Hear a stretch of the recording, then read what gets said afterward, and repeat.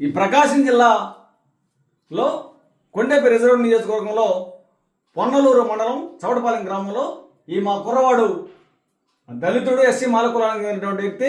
ఇతనికి bypass surgery జరిగి సంవత్సరంన్నర అవుతుంది. మరి రెక్కాడితే కానీ డొక్కాడినటువంటి ఈ బాలుడు పొగాకు బ్యార్నీలు కలవడానికి చవటపాలెంలో కుదుర్చుకొని ఒక 6 రైతుల దగ్గరికి వెళ్ళటం జరిగింది.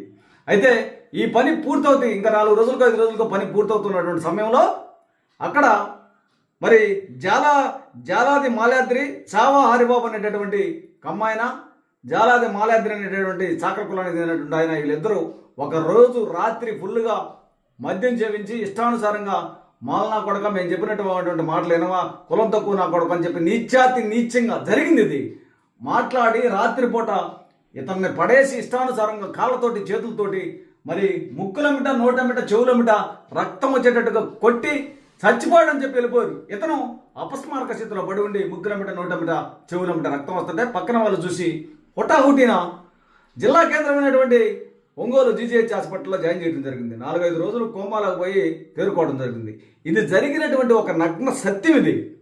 ఇది అందరికీ తెలుసు. దీని విచారణ ఆ రోజు మేము కేసు కట్టిస్తే ఎఫ్ఐఆర్ నెంబర్ 18/2025 పొన్నలూరు పిఎస్. దీనికి విచారణగా అక్కడ కలిగిరి డిఎస్పి మరి గ్రూప్ 1 అధికారి అయిన మరి సాయి యశ్వంత్ అనేటటువంటి డిఎస్పి గారికి విచారణకు పంపితే ఆయన ఆ రోజు విచారణకు వచ్చాడు. ఈరోజు విచారించి 4 నెలలు 5 నెలలు అవుతుంది.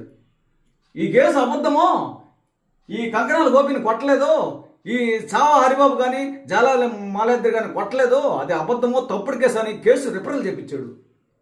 ప్రజలారా ఒక్కసారి వినండి.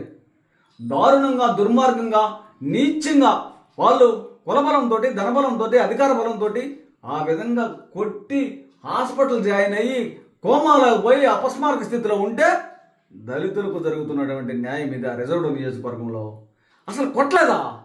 మీరు చెప్పండి, కొట్టాడా కొట్టలేదా? దేవుడు అనే వాడు చూస్తూ ఉన్నాడు. ఈ డిఎస్పి ఏ విధంగా విచారణ చేశాడు? ఇక్కడ ప్రజాప్రతినిధుల ఒత్తిడి ఉందా, మరి లేకపోతే వీళ్ళు కమ్మ కులం అని చెప్పి అగ్రకుల పార్టీ అని చెప్పి లేకపోతే అధికార పార్టీ బలంతో ఈ కేసుని రిఫరల్ చేశారా? మీరు అందరూ చూస్తూనే ఉండండి. ఇది న్యాయమా అన్యాయమా ప్రజలందరూ గమనించాలని తెలియజేస్తున్నాను.